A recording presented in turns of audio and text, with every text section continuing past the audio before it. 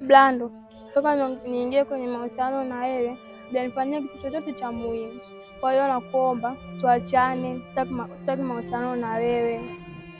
Na kama una kumbukumbu zako kwenye kichwa chako, kama ulikuwa na mimi, nakuomba uzifute, au kwenye simu yako kama kuna picha zangu naomba uzifute. Sitaki mahusiano yote na wewe. Picha zangu nakuomba uzifute.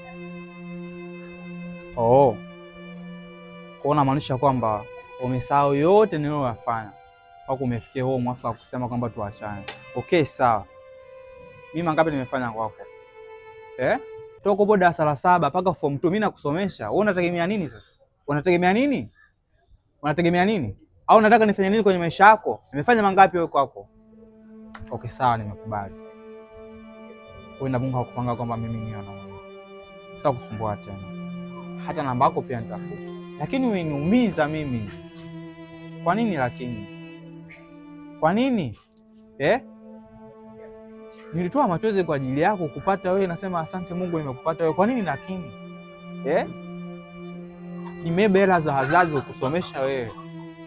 Kwa nini lakini unanifanyia hivi? Kwa nini unanitesa moyo wangu dada? Kwa nini? Kwa nini lakini?